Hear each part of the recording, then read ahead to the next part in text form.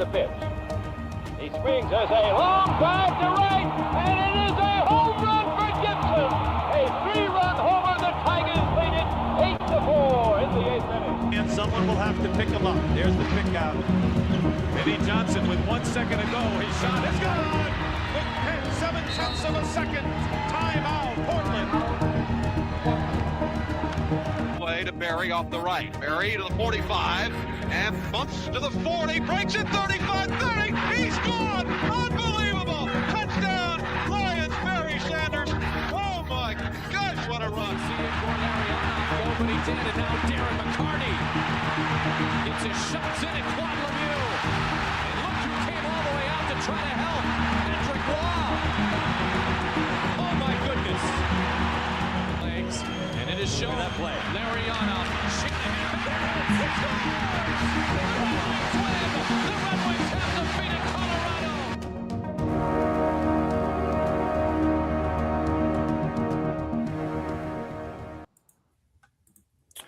Welcome, everybody, to the Detroit Sports Retro Show. I'm your host, Dan Murphy, alongside my co-host, Brian Barnes. And Brian, we're less than 24 hours away from the NCAA Tournament, starting one of the more exciting tournaments that we're looking forward to. Is Michigan's going to be a 1 seed, Michigan State's going to be a 3 seed going into the 2026 tournament. But to kind of celebrate that, we're going to look back at an old game, previous game for each team. We're going to start with the 1992 Final Four game between Michigan and Cincinnati. Michigan, this was their Fab Five team. This was their freshman year, starting 5 freshmen, which was, now it's like not even a big deal. We don't even really think about it. But back then in 1992, this was completely unheard of, to have 5 freshmen starting and to go all the way to the Final Four and eventually the title game.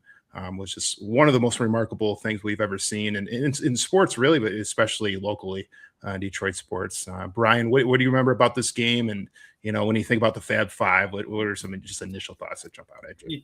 Yeah, it was an amazing era. I was 13, 14 years old. And obviously, as our listeners probably know by now, I was more of a Michigan State fan. And it looked like Chris Webber, who was the number 1 recruit in the country, was actually going to go to Michigan State. And he told Tom Izzo he was thinking of committing early.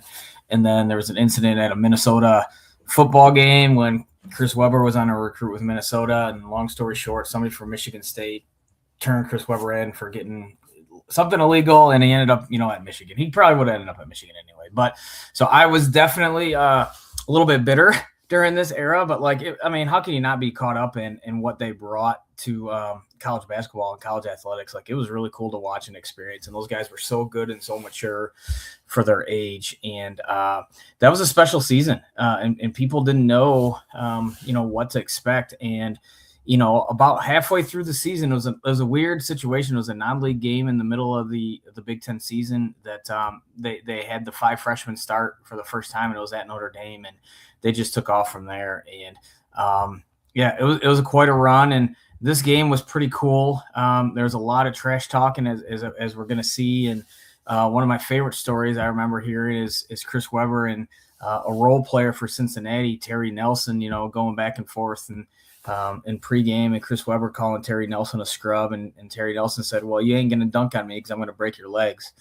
And Chris Webber says to Terry Nelson, "That's not going to happen." Or he said, "That's not funny because I've got a future and you don't." Right? Talk about just massive swag. Hey man, don't mess with the bull. You're going to get the horns kind of thing. So, and it ended up being a really good game. And Nick Van Exel played for Cincinnati, and he had a long NBA career and did a lot of good things. And Corey Blunt had an NBA career. So, it was a good game. That was a good Cincinnati team. They lost to Michigan State actually earlier in the year by a point on a last-second shot. And they were really good. So, really, really good basketball game. And that entire era was crazy. And I think that run to the Final Four was kind of unexpected. They beat Ohio State in the regional final. They lost to Ohio State twice during the regular season, and they beat them in overtime, which was another great game. There were so many great games during that time that we could have covered, to be honest with you. But this one was special because it set up by beating Cincinnati. It set up that rematch with Duke in the finals. And if you remember, they played an amazing regular season game where a lot of people were surprised that it was even that close and it went to overtime because Duke was the number 1 team in the country then, and obviously went on to win the national championship. So that set that up. And so Yeah, it was kind of, the whole time that they were like, we're going to shock the world. And I think you can say they definitely did. What were your thoughts going back then, Brian? Like, obviously you're young, but was there thoughts that Michigan could, when going into the tournament, that they could make a run like this? I mean, as I mentioned in the intro, like, yeah, nowadays it's no big deal, but back then, I mean, this just you hardly played freshman at all in your starting lineup, let alone to have a whole starting lineup of all five being freshmen. Just a lack of experience. Like, you wouldn't think they would be able to make a run like this. So I remember a lot of my Michigan friends acted like they weren't surprised and it was something they expected. But I remember being hopeful, right? That like, oh, they're too young, they're inexperienced, and thinking that. But like, you look at that picture right there, like 4 of those guys, all of them had post-college careers, 4 of them in the NBA. I don't know if Ray Jackson ended up actually, playing in an NBA game. But he played professionally overseas or he's been in a couple places. And but like 3 of those guys were top picks, and Chris Webber was number 1 overall. And so looking back on it, we probably shouldn't have been surprised because talent, takes over. Talent is more important than experience a lot of times, right? And at least it was in this instance for Michigan. It doesn't happen like that all the time, but definitely was like it in this instance. And these guys were that good. It was a special group. And I don't think Steve Fisher and the returning players who gave up their starting spot, like Michael Talley and Eric Riley, I don't think all those guys, and James Voskuhl, I don't think they all get enough credit for what happened. I know Steve Fisher didn't. Like, I remember that. And I remember as a Michigan State fan just thinking, oh, all he can redo is recruit. He's not a good coach. And like that's nonsense. Like you just said, like, to manage that, because it was like the Beatles when those guys went on the road too. I can't. I mean, I'm sure Steve Fisher didn't think about having to deal with that media requests and stuff like that. You know what I mean? He was just a college basketball guy. But a ton of credit for all of them. And then I remember when those guys finished up their college career and went on to the NBA, Bill Walton, saying they're the most overrated underachievers that he can think of. I'm just like, come on, dude. Like, what are you saying? But it was, I mean, unbiased perspective, fun time. Yeah, Michigan was cool. Yeah, they were cool. Like, you mentioned swag, like cool, like, I mean, everything about it. I mean, the black socks, the long shorts. I mean, they just brought in a whole new era to college basketball. Like, it was just that they changed the game. And people say, well, you don't know if it matters anymore. They don't have the banners up at Chrysler Arena. We all watched it. I mean, memories.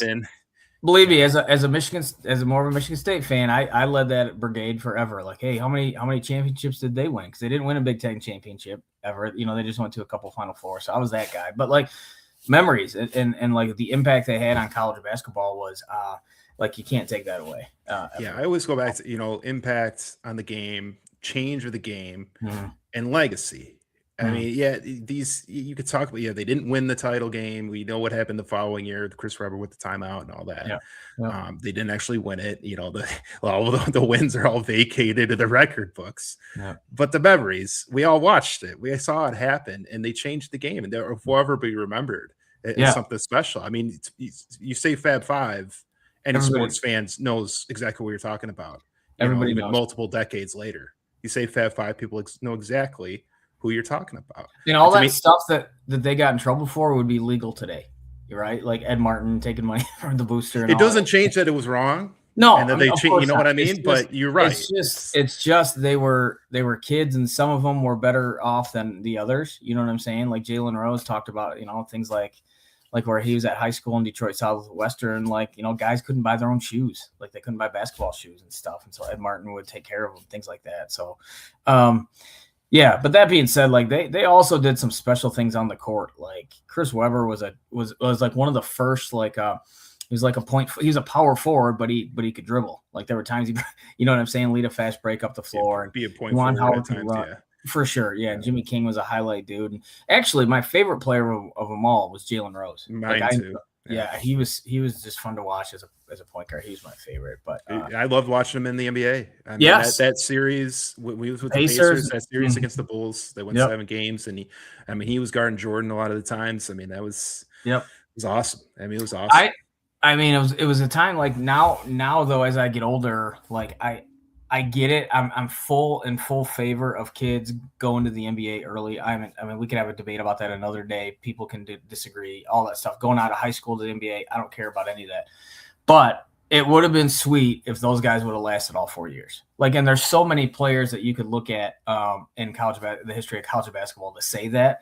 But this core group, right, for 4 years would have been fun to watch. Like they would have broken through sooner or later, because that following year, or even if Ed Weber, I was going to say, even if Ed Weber just stayed for his junior year, he would, because they lost in the Elite Eight to Arkansas, who won the national championship, right? And they didn't have Chris Webber, so they were that close without the best player in the country. That was Corliss Williamson, wasn't it? It was the Corliss Williamson team, yeah. Those guys. So imagine, I would imagine Webber would have been matched up with him. With the matchup, no doubt. Yeah, no doubt. But yeah, man, this was a fun one. I'm ready to get into it. So let's go ahead. I'm going to put up the starting lineups here, and obviously we went through, Michigan's Fab Five, but it's talking a little bit about Cincinnati's lineup here. Especially Nick Van Exel. Buford and Blount ended up having really good games, but Nick Van Exel was the guy, and I remember being in the backyard imitating him. Just I don't know why. He was just fun. He was just fun to watch. He was an explosive player, and he was a really good shooter, and like I said, had a really good career in the NBA, was a high score guy in the NBA. So looking back on it, I couldn't find a line to see who was favored going into this game. I'm guessing Cincinnati was favored, but I could be wrong. And I only say that they were a 4 seed. Michigan was a 6 seed. So it was somewhat surprising that both of them got there, to be honest with you. But I want to say Cincinnati was favored by, a slight, probably 3 points. Yeah. I mean, I'd imagine by this point, any thoughts of lack of experience, they're too young. By that, all that stuff was out the window once you get to the Final Four, for sure. So if I imagine the line was pretty close. I don't know which one was favored either, but I'm sure that it wasn't too high one way or the other. Right. And you mentioned Steve Fisher. I want to talk a little bit more about him, the aspect of it when he came in '89. The coach leaving to Arizona State and him staying. And leading that 89 team. It's the last Michigan team to win a national championship. And just talk about a little bit about Steve Fisher and kind of what his legacy is, and where he stands in this point. Yeah, he took over for Bill Frieder, who signed, and he was going to, after the tournament in '89, he was going to go to Arizona State. And Bo Schembechler famously said, a Michigan man's going to coach Michigan, and so Bill Frieder can go right now. And Steve Fisher ends up going to the national championship, and you kind of have to extend the guy after that happens, right? Hard to justify getting rid of him. So and they still were decent in '90. The following year, I remember they lost to Loyola Marymount in the tournament, and they were dealing with the Bo Kimball was on the team, and Hank Gathers passed away. Yes. So there's that emotional thing. You remember all that? They were a high scoring team, but and then this recruiting class was just something else. And he like I said, I think he didn't get enough credit for his for what he did at Michigan. But then after he left Michigan, he took a year or two off and ended up coaching at San Diego State for 18 years and made them a legit contender. And he didn't coach the team when they made it to the Final Four a few years ago, but he had a big part of that, right? I mean, San Diego State, right? Nobody would think that. So it's probably tainted just because what happened with the Fab Five, because there's always a question about how much did the head coach really know? Did he know a lot and just kind of turn away from it? I don't know, but you can't deny his ability. To me, after what he did at San Diego State, right? You can't just knock him or just say he's a good recruiter. Yeah, he proved that it wasn't just that he was at Michigan. He proved that he going out to San Diego State, and I think one of the years he was a number 1 seed, I believe. Yeah, right. Yeah, so he was still. I mean, he proved that he was just a great basketball coach. Right. But yeah, anything else in terms of the starting lineups or coaching staffs? Anything else before we jump into the deep dive? Well, one interesting thing. So the Michigan staff, like Brian Dutcher and Jay Smith, Perry Watson was on that team who ended up coaching at UAD forever and did a really good job. Those guys were solid. And then a name for Cincinnati, I didn't realize who was on their staff, John Lawyer, right? Whose kids are Fletcher and Foster Lawyer, who are still playing. And I didn't realize he was on that staff then, which is pretty cool. But and Bob Huggins obviously was a young Bob Huggins then, and nobody really knew who he was. So yeah, ended up being a classic. Ended up being a great game. So yeah, so we're gonna go ahead and get into it. It's a little bit different. This is the first time doing a basketball game, so it might be we're gonna have to play it by ear a little bit because it's a little bit different than doing a football game like we've done in the past in our college football retro show. But I think we'll be all right. So we're gonna go ahead and jump into the deep dive now. This is Michigan, Cincinnati, 1992 Final Four. Clever. There we go. Start the Final Four with the Bearcats in control. The state in the Midwest Final. Neither club a solid free throw shooting team. Here's the pickup. Trapping off even missed free throws. Jimmy King. Straight man-to-man. Howard goes inside. Weber. So if you're Cincinnati, Brian, I mean, what are you thinking is your biggest thing you want to take away? I mean, imagine that probably you want to try to take away any entry passes to Weber if you can avoid it. Yeah, so they end up, playing some zone and trapping a lot because I think man-to-man, like we just showed on that very first possession, like just size-wise, like they can't cover that, right? Like Weber's too good.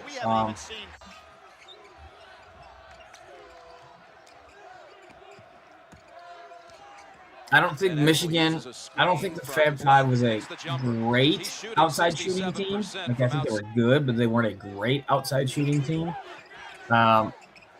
So, forcing them to beat you from the outside, I think is a lot of teams tried to do that. Bingo for Nick Van Exel.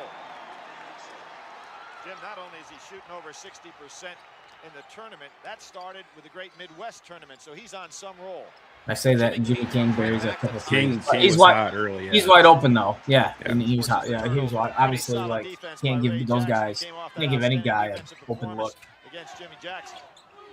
Here's another one. But that's the thing we talked about. It. You're trying to take away Weber, and it opens up, the rest of the guys that get open shots. If you saw Jimmy King early get a couple 3-pointers off the jump here. Gives it up to Van Exel, and Van Exel now has 7 of Cincinnati's 9 points. It could be as simple as this too. Like, the next year when Michigan lost to North Carolina, like Donald Williams, I think hit 7 threes. And it's kind of a thing where, all right, guy got hot and outscored him, and obviously there were other things that happened in that game.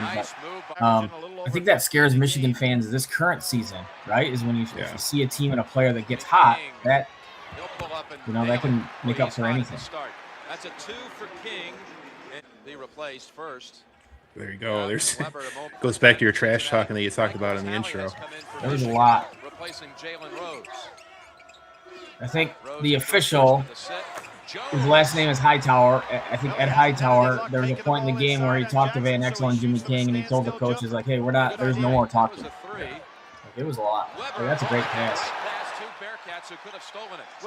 Like, I think that was Michael Talley. That's a great pass. Second chance opportunity. Stolen away. No, they won't get that chance. Talley will take the middle. Dish it to King. 360. Followed up by Jackson. Buford will take it at him. How fired up he gets over the 360. Just like ended up not even working out. Right. We got a change in the defense now by Cincinnati. They're playing a matchup zone.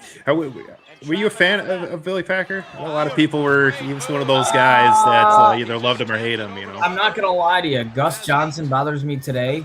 So I'd hate to say I like Billy. Sometimes it's cool occasionally, but not when it's overdone. Yeah. And Steve Fisher has not yet had to use Eric Riley, so he could get even bigger if he wants to go to the bench. Howard, jumper. Followed up by Rose. Jim, they're too big with this lineup on the floor. Jalen Rose basically was a point guard, but he could have played small forward too.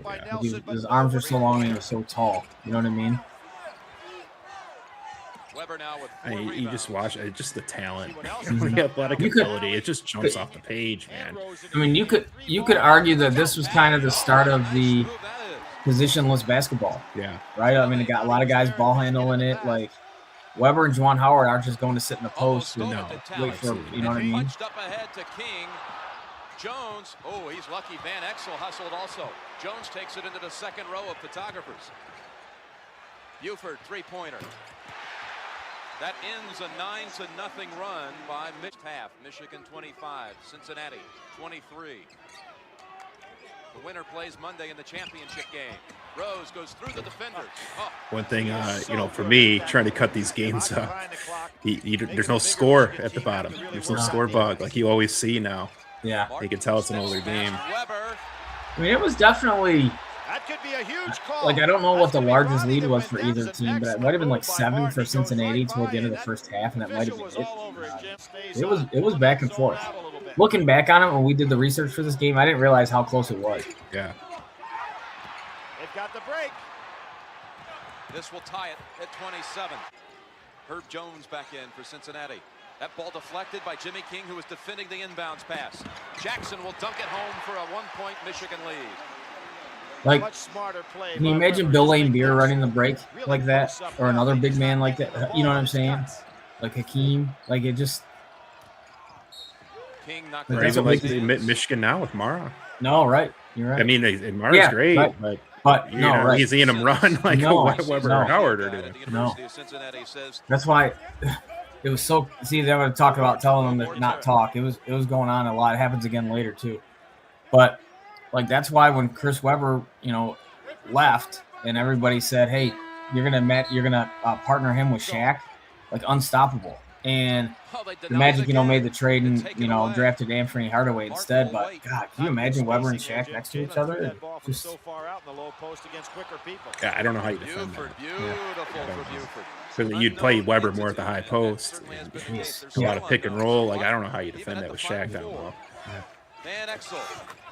That was very smooth before his senior season in high school. Jones playing way out on top. It looks like they're going to try to get Buford and Van Exel the ball. Nice. Oh, nice paint and back to a 3-point lead. Well, when Cincinnati was destroyed by Indiana earlier in the year, another trap. And Van Exel, great pass to Jones, right over Riley. Sensational play. Largest lead of the day for Cincinnati. There's Rose picking the ball up. Dan, I got to give a shout out to one of my buddies, Eric, who was at this game. Actually, high school and college basketball coach. He got lucky and got to be there for this game, which is pretty wild in Minneapolis. Yeah, this was at the Metrodome. Should have mentioned that before we got going. But yeah, the Metrodome is the house of many horrors for Detroit sports fans, unfortunately. True. I'd be curious if anybody in our comments or wants to follow up with us at some point, their feeling about college basketball in the Final Four and they play them in the massive stadiums like this. Yeah. Like, how do you feel about that? Like, pretty cool to some degree, right? But it's also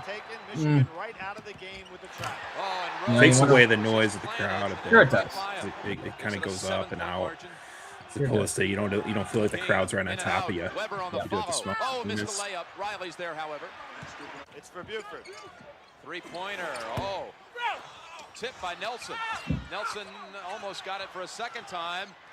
And Webber up ahead. Oh, Jim, there's no. There is no way. Yeah, there's some issue with the clock at the end of the first half. What happened to all the time? Is that possible that they had that much time? Yep. Shenan's just like, yep, he doesn't know. He's not sure. 5 seconds extra help position. But I didn't even realize that. So what happened there, Brian? Did they get? I don't there think was they an extra started 5 seconds, the so they clock. didn't start the clock. yeah, so Michigan got basically a free 2 points. May have to go back. Cincinnati back in the game. Blunt, he's put the ball on the floor a few times in this half. There's What a Martin. tip by Martin. An explosive leaper. Ben. Match their largest lead, 7-point lead. King trims it right away to 4. Jimmy King was probably the MVP of this game. Operating room, missed the layup. Webber snaps it out to Talley. Goes behind the back to take the middle. Right into the arms of Howard. Still haven't. Rose able to race that one down. Rose wants it back. See that 2-3 matchup zone causing all kinds of problems. How about Van Exel? Stripped it right out of his jump shot. He's going all the way.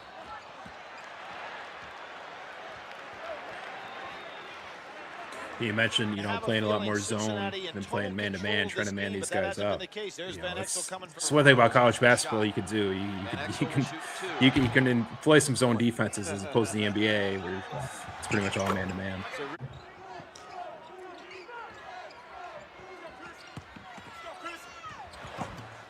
Soft touch by Weber. That's not an easy shot. No. Cincinnati. Gets the steal. Good hustle by Vosco. This could tie it. Howard's blocked by Blunt. Oh, his second big one of the half. Van Exel. That's a 1-on-3. King forgot Van Exel It's was all the way to the hole. Outside, Blunt surprising everyone. And the rebound to Rose. Jim, the worst thing you can do in basketball is take a bad shot because your teammates don't know it's going up and they're not in position to rebound. And it sets That's up what that, happened. right? Martin. Oh, tough angle. How about his hands? Zone matchup. Yeah, Howard picks up the loose change. And Michigan getting those couple loose ball breaks, and That's the second time. Cincinnati just doesn't have the height, right? Vosco putting the ball on the floor a lot. To keep getting those rebounds like that or getting those loose Buford balls is like tied that. at 58, nearing the 5:30 mark. Vosco showing confidence. Score the Where basket. you mentioned, role players, Vosco would have a huge end of the game here. In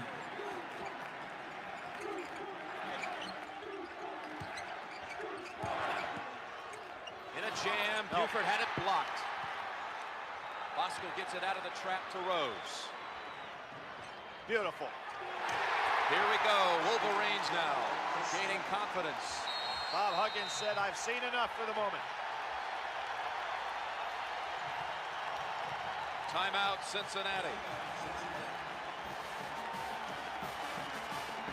Marquette that year in regular season, but not when it really counted.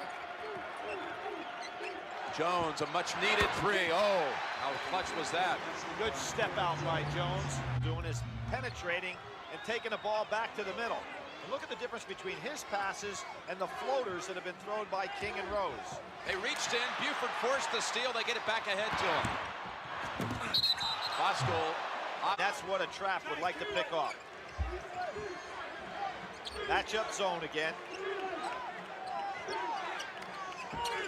Laying back a little bit, not coming out the trap. Vosco, three-pointer. Yeah. Oh, such a huge shot. Like you said at the beginning, just the fact that the amount of poise these young guys played with, right? But it helps to have older veteran guys who've been there before that can do that at the end of the game for you as well. Who would accept the role. They might have accepted it at the beginning, Correct. but as the season wore on, they realized how talented these guys were, and that they had a chance to be a championship caliber team. Beautiful arch on that shot. You liked it all the way. Jones. Bob Huggins is a baby. I missed that. That's a I good wait to see Tom Izzo. We go to the second game. 5 now. They've got to be thinking, get a 2-point possession, and let's see if they do anything different. Get a 2. You still got time enough to go for the 3-point shot later. Van Exel takes the 3. They have position underneath. That was Martin that got a hand on it. Now they're going for 3s. Buford. Oh, gave it up at the last minute. Jones.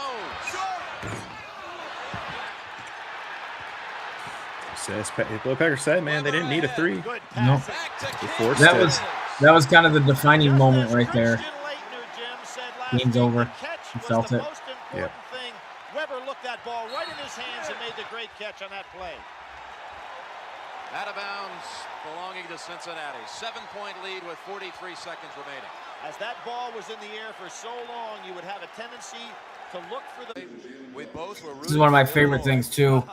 I don't know what player it was walking back down the floor with Jalen. Hey Jalen, 34 seconds, Jalen. And Jalen's just looking at him going, it's over. Like, it's over. Game's over. It's over. Like, don't even bother, dude. It's over. It is absolutely one thing that these guys did not lack is confidence. No. And a good job by Juwan Howard to step out, take away the 3. Buford, high arching shot. Chased down by Martin, gives him another chance. Buford again. Blunt kicks it out to Van Exel. They want the three. Oh, and he gets. It's a four-point That's going to be a opportunity. basket. That's going to be a three. Nick Van Exel was good. He was. He was good. He has a good NBA career too. Yeah. Nobody has raised their hand. Corey Blunt did a great thing, and Bosco got caught charging in. And Nick, Not sure if he called glass or not, but He'd end up on the Lakers at a time. It's a rare time in that era of LA Lakers where they weren't really that good. right. He kind of missed out on the great times. He was after Magic and before Yeah. Kobe and Shaq. Nice screen by Blunt. Oh, They don't have to have the three. Well, now they do. Time running out. It's over. Michigan is playing Monday night for the national championship.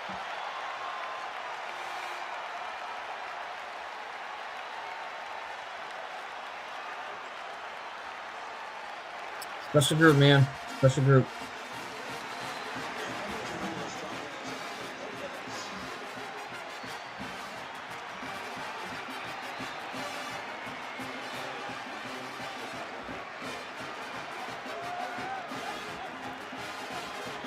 But Dan, what do you talk about with the tournament now this year, right? They highlight the teams that have the NBA talent. You know, that even regardless of their regular season slumps or whatever.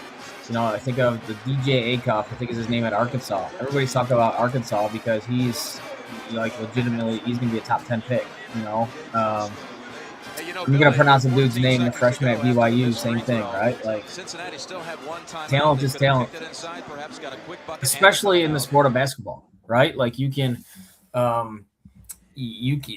football is a little bit different, other sports a little bit different, but basketball, if you have that one guy that you can go to and get a bucket when you need it kind of thing, or the one guy that makes everybody else better, that carries you a long way. So maybe this shouldn't be a surprise, right, in hindsight, but man, it was something else. Yeah.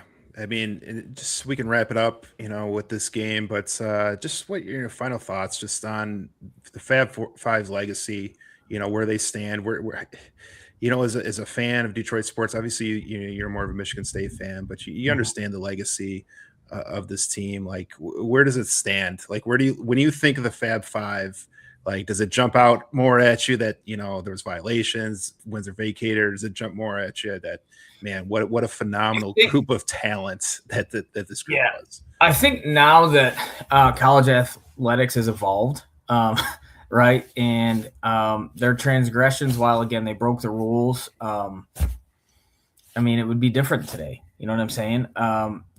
Bryce Underwood's making what he's making at Michigan right now. Like, I can't imagine. Can you imagine how much money these guys would have made? Yeah, it'd been sick. Maybe not so much the first year they would have made good money because they were high recruits. But after this season, the freshman season, no question. Oh no my question. God, they to me were the favorite the next year. They won. It might have been the Maui tournament where they beat North Carolina, and were just blazing through the regular season. You know what I mean? Yeah, they were the favorite, and then I was kind of surprised that they didn't win and lost to North Carolina. So, you can't deny the fact that no, they didn't win anything. But in saying that, from a cultural perspective, from a changing college basketball, right, where now coaches were more interested in potentially playing freshmen and starting freshmen, it was fun to watch. It was fun to watch. Just bringing that up, how much money they could have made going into their second season if you had NIL and all that going on. But imagine what it would be like in just terms of the media, with social media and Instagram and Twitter and Facebook and everything and YouTube and all of it. Just imagine that every game would feel like the biggest game. They would be the marquee matchup every game they're playing. It doesn't matter who they're playing. They could be playing the worst team in the Big Ten or some garbage team non-conference. Like, they're going to be marquee ESPN, every time out, man. It draw huge ratings. Everybody would have their jerseys. Like, I can't even imagine what it'd be like to have the Fab Five. No. In this age. Imagine one of them, they're on Instagram touting Pepsi or Mountain Dew or something, and they're millions of followers. Like, the commercials now, and it would have been Fab Five. All five of them would have been in Fab Five commercials, and oh my goodness! Think of this too. it's happening nowadays. Like, look at all this era has done for Indiana and Miami and like the school I'm talking about. Like, imagine what the benefit they benefited the school, period. Like, I know, like, talking to football friends of mine who played at Michigan, during that time, part of the reason they went to Michigan to play football is because the Fab Five was there. Like, so imagine what that would have, done for the school, even more so with, like you said, the social media presence. I'm sure like a Prime or a Netflix would have wanted to document the whole season. Totally. I just all these different ideas pop into my head of what it could have been if something like this were to happen now, because it was phenomenal. It was incredible. It was an incredible run by this team, even though they didn't end up in a championship. And you're going to have fans that say, they never won a championship. So what do they really do? But I always go back to it, man. They changed the game, and they'll always be their legacy, man. They changed the game. Yep. But we can wrap it up with the first game of our doubleheader, looking back at the Fab Five. But now we're going to shift gears and go to your favorite team, Brian, and the team that you watched quite a bit growing up, and that's the Michigan State Spartans. And we're going to look at the Michigan State Syracuse game from 2000. Game actually took place at the Palace of Auburn Hills, where the Pistons played for many, many years. We talked about, we talked about with Michigan, playing at the Metrodome and how they can kind of take the crowd out of it. Well, this playing at the Palace, man, and NBA arena as opposed to a stadium, and it being local, man, you're going to hear the crowd, and this was definitely a home court advantage for Michigan State Spartans. But Brian, Michigan State, Syracuse, 2000. What are your first thoughts when you think of this one? Yeah, so that year, that game, or this game, was one that, like, Syracuse is good. They tied for first place in the Big East, and obviously they're really good. They only 5 losses, but as a State fan, I did not think it would be an issue. Like the Iowa State game, the following game, yes, because Iowa State was really good. This one, I didn't think so, and Michigan State did not play well for a long time, and Syracuse was up by a lot in the second half, and then they went on a run. I remember driving home from class and listening to it on the radio, and Michigan State was down by like 13 or something. I'm like, holy heck. And then, people know the outcome. Michigan State ends up winning by like double digits, right? Yeah. So it was insane. But Michigan State that year, like they were the favorite most of the year after going to the Final Four the year before. I think this was Tom Izzo's 5th year. And the Michigan State, obviously you can't talk about this era without talking about the Flintstones and Mateen Cleaves and Charlie Bell and Antonio Smith the previous year. And they were the favorite. They were the favorite. And arguably they had a lot of regular season losses for a 1 seed. But they started the first part of the season. Remember Mateen Cleaves broke his foot. Yeah. And so he was out for a while, and they had a couple losses that they probably wouldn't have had, like to Wright State as one, or even Texas earlier in the year. So but they got hot, right? And they were a great program, obviously, at that point, and just went on a run, and it was fascinating. And because these guys were all my age, so it was all the seniors anyway. So it was one of those deals where I was thought it was pretty cool. I'm like, hey, I know these guys, so it was a lot of fun. It was a lot of fun, and in terms of the NBA talent, right? Like both teams, this was not a group of Michigan State or Syracuse guys that had a long NBA career. Mateen Cleaves got drafted by the Pistons, and his game really just didn't translate to the NBA. Actually, the best NBA player on this roster was Jason Richardson, who ended up having a really good career and was a highlight dunker. So Morris Peterson and Charlie Bell had a decent career, obviously, in the NBA, but they weren't like that, superstar that some of the other players that Tom Izzo's had. I think one of the most interesting names on this roster that people might not realize is the fact that the owner of the Phoenix Suns, who went to Birmingham Seaholm High School, was on their roster, and that's Matt Ishbia. He didn't play in this game, but he might be the most successful guy of anybody that played or was on the rosters of any of these teams. Not a doubt at all. So yeah, Syracuse. Again, a Jim Boeheim team who played the zone, and years later, that zone got Michigan State when I think Michigan State was a 2 seed, right? And Syracuse was an 11, and that game was played in Detroit and upset Michigan State. So yeah, not an easy team to play against, especially if you don't see that zone a lot, or you don't see it at that level that Syracuse played. But Eton Thomas, Keith Dewaney, I remember those guys were decent, for Syracuse. And again, they were really good, tied for first in the Big East. How much do you think, I mentioned, the game being at the Palace, Michigan State going down 14 points, you get into the second half, Michigan State obviously gets in a run. Like, how much do you think the atmosphere and playing at the Palace, playing at home, relatively at home, played a factor? So I was actually at the game against Iowa State 2 days later, and I was sitting at the very top. It was significant. Like the crowd had the home court advantage, if you want to call it that, even though it was kind of split, like it wasn't. They say it's split, but you'll see it as we watch it. Like, it's definitely heavy Michigan State. Yeah, zero chance it was split. Yeah. And especially, like I said, in the second half of this game, when State goes on that run, like it was pretty electric. And I rag basketball a little bit sometimes, but back in the day, man, like besides the Tigers, college basketball is my favorite sport. Like I loved this part of it, and it was pretty cool. It was pretty fun. Yeah, and I doing some research, they were talking about the Iowa State game, but there's a quote from Izzo. He basically said, if we didn't play at the Palace, I don't think we win that game. Like, playing at the Palace was such a huge factor, and I'd imagine he'd probably say something similar about this game and helping them getting on that run and helping them in the second half of this game, because there's no doubt. I mean, we talk about, we both are, you a little bit more than me, but we're both proponents of that. We think momentum is way too overused, and a word that's way too overused. But I do think there's something about when a team can get on a run, just the overall atmosphere and the energy, it can be overwhelming at times for the road team.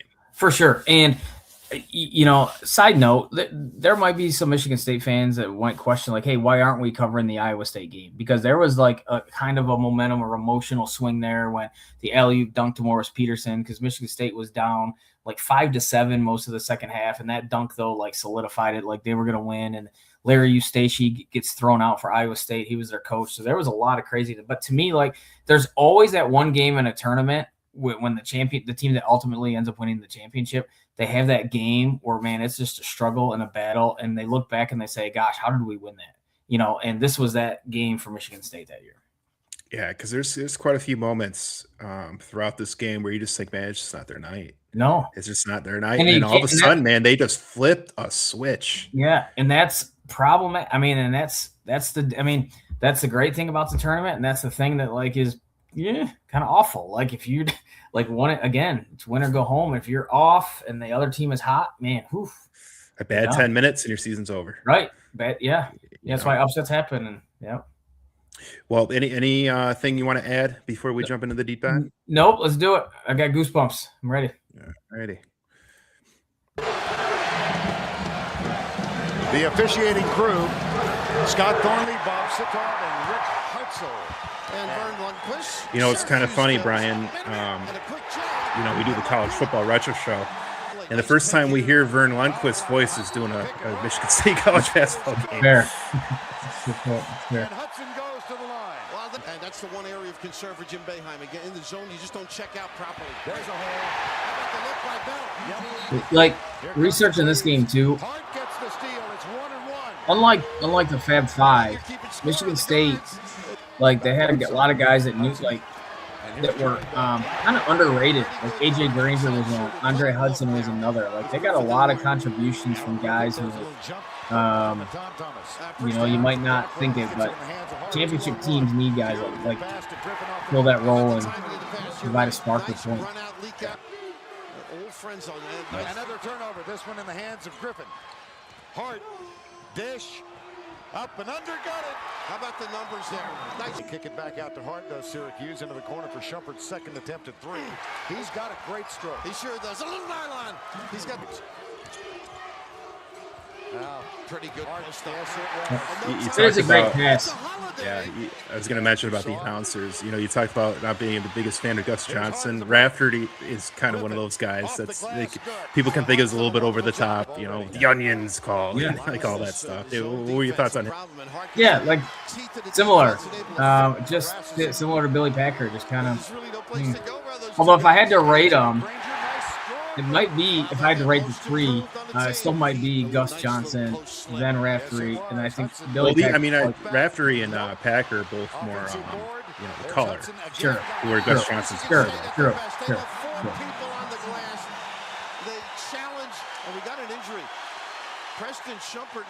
Mike Chappelle is another contributor. He was a transfer from Duke, Southfield Lathrop High School.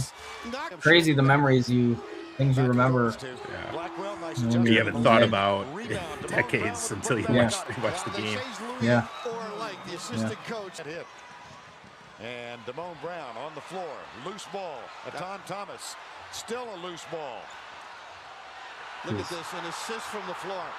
Like, no call, no travel, no foul, and Ope sets up a three for Syracuse.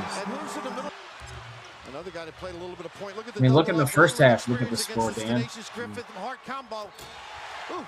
Jason Hart.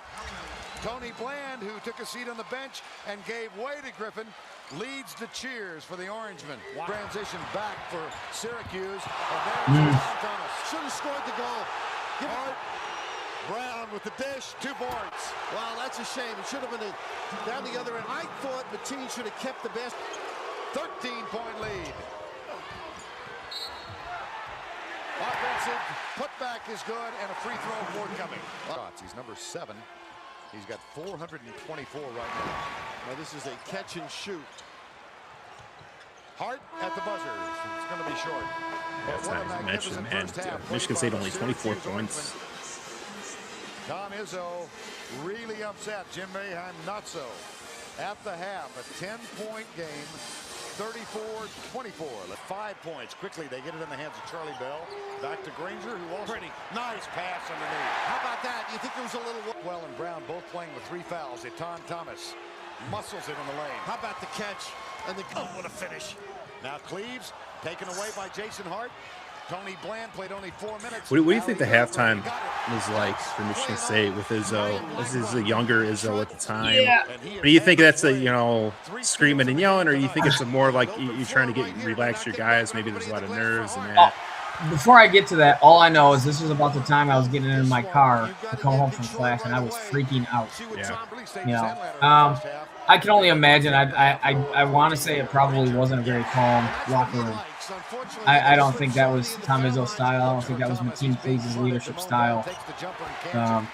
No, I think they was pretty loud. Around at the half court, a nice pick out here by Hudson. And Cleaves gets his first basket of the game. They need him. First basket of the game for Cleaves. And this is where it starts. To turn it around a little bit. Remember, it was 13 at one point. Syracuse is up 13. Well, that's that screen. Tony Bland out. Here's Cleaves with the jumper for 3. Got it. Good college player, but like back then in the NBA, not many teams played a zone to leave you in a short 3-pointer like that compared to, you know what I'm saying? And having a veteran point guard though, man, so crucial. Oh, in college basketball, yeah, completely. Well, a little early. Onion take it while he's on the floor. Go at him somehow. Gagne is back in Gagne, and there's a 3-pointer. Cleaves from the corner. He gets it to one of the stars. Mo Peterson's career was pretty cool. There was a time he wasn't a starter, and he played with a cast on one of his hands, and Izzo said he wasn't, I'm not worried about your scoring. You got to get better defensively. And he took that to heart. And that's a great play by a point guard right there. Similar to like Jalen Rosa, video before. It's slippery to the basket. Yeah. Just like that, it's down to 3. With 18:50 to go in this half, Michigan State was down by 14, 40-26. Here's Griffin. The same spark as the first half. Bill. See, that makes Thomas play you, though. Good. What a nice move. Hello. How about Hudson's screen on Thomas and Mo P to the 10. Man, there's the roll the post. And we got Peterson on an overload. And Granger comes way outside. Takes the three. And they were just nailing three after they couldn't hit anything in the first half, and then they just get on fire in the second half. Go right at the center spot, I think. Oh, go right down the lane under. Cleaves. You're nailing all these threes, allows you to pump fake and drive the lane. So it opens up everything. He was so good. 20 assists in a game. I think it was against Michigan his senior year. And you're seeing it. I mean, it's every player. Yeah, you know, it's not just one guy. I mean, Cleves obviously hit quite a few, but you know, you saw Peterson, you saw Bell there. What a tough shot. And at this point, so look, less than 6 minutes left, 58-58. You're thinking, man, this is going to go down to the wire. Yeah. You know? Not too bad. A little kiss. You want me to counter it? For Hart tonight, he's got 10.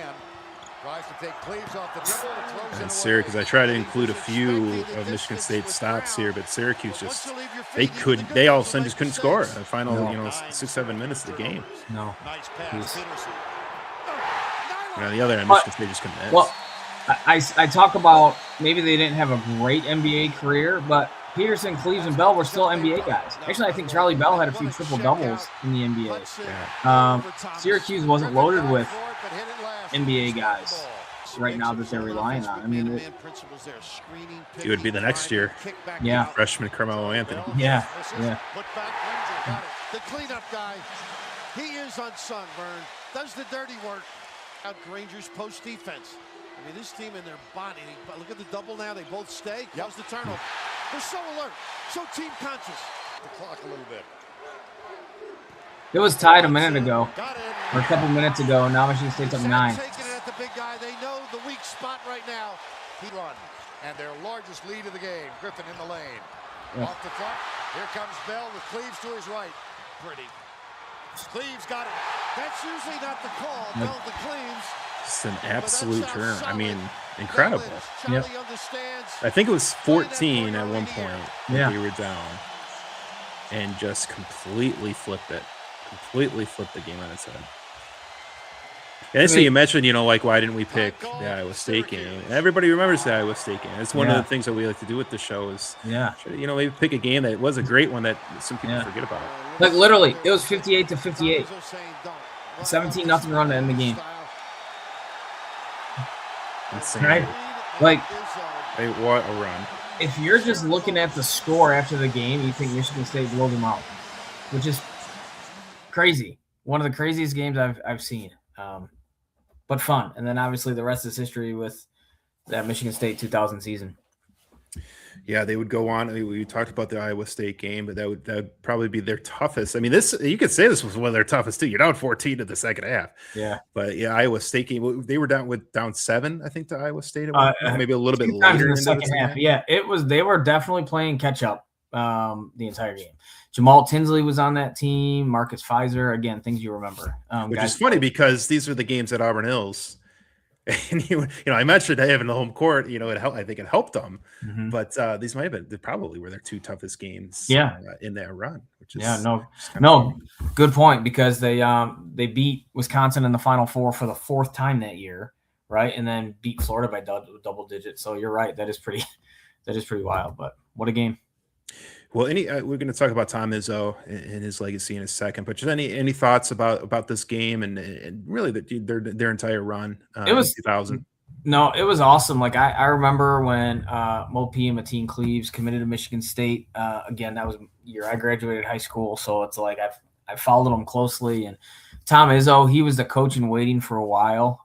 As soon as Judd Heathcote retired, and so people were really excited about that, and he immediately pay dividends. Now, this happened in year 5, and I think if you would have told anybody that however many years later you're waiting for the next championship, you'd say that he'd at least have 1 more or 2 more, right?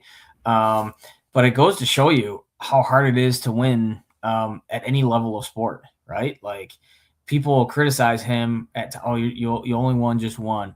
Yeah, well, you know what? Like, there's only so many Coach K's out there. You know, there's only so many Jim Calhouns and whoever. You know what I mean? Calipari's. Yeah, there's only so many of them. Like, it's not easy. And then, and now the sport is in transition, as we've talked about. Like, you know, is he going to adapt or not to the changing landscape of college sports? But Yeah, it was a lot of fun, man. And again, he's made them relevant. Like just looking at that graphic, Dan, he's made them relevant for all of his career, which is pretty remarkable. There's a lot. I go back to it. Like Michigan State fans, I think, have a right to be frustrated at times, and maybe you wish he'd still have another one or change his ways a little bit. But there are a lot of programs in the country that wish they had that resume. Oh, I mean, I wish I knew who actually made this graphic. I happened to find it. I'm just doing a Google search for a Tom Izzo photo. I'm like, man, this is perfect. But it shows, every single season of Michigan State under Tom Izzo. And you just look at it, man, all those runs, all those Final Four runs, and obviously the championship in 2000. Like, you just look at the entire legacy and the entire run that he's had, but the lack of a second championship. Like, what are your thoughts on Tom Izzo right now? If let's say they make a run, let's say Elite Eight or something this year, and then they're out, and let's say that's it. That's a wrap for Tom Izzo. I don't think he is retiring. I think he's still got quite a few years left, maybe. But let's just say that was a wrap, and this was his run and his totality of a career. Where do you think he stacks? Like, what do you think overall people think when they think Tom Izzo? Do you think like, man, he should have got another one? There was some meat left in that bone. Like, he should have got another championship, or do you think you just look at all the Final Fours, all the tournament runs, and he did win a championship? He is a champion, a national champion. Yeah. Like, what do you think his legacy ultimately is? I think that both can be true. I think he's one of the top 10 best coaches of all time for what he's done. And he had opportunities to leave to the NBA twice, to go to Atlanta or go to Cleveland, and both times he chose to stay. And that's factual. You could then argue, though, he's not in that first tier. Like I said, Coach K and Roy Williams even, and guys like that, John Thompson maybe, but I think he only won one. I mean, so you could argue that, and both things can be right. I think what's more glaring, if you want, because you mentioned the Final Four, and that's obviously, like, sometimes I think it's kind of overrated because it's like, hey, you finish fourth every year, right? But it is what it is, right? It's the benchmark.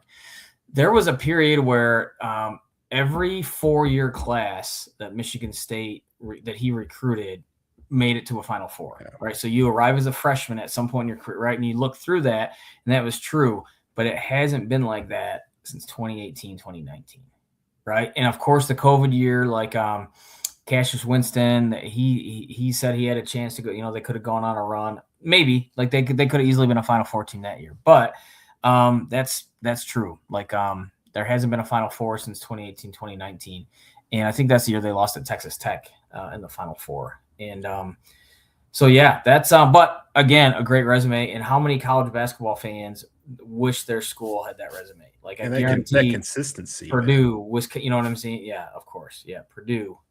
Go down the list. West Virginia, whatever. Doesn't matter. Name a school. There's a lot that would love that resume. Yeah, the phrase January, February Izzo. Because he owns March. We're gonna find out. I mean, this is another year. Another great team. Yeah, 3 seed. Incredibly tough bracket, but they're a 3 seed. Yeah. A lot of people are picking them to make another Final Four run. Yeah. And that's why we're excited about it. That's why we wanted to do this for the retro show. Look back at a Michigan game. Look back at a Michigan State game.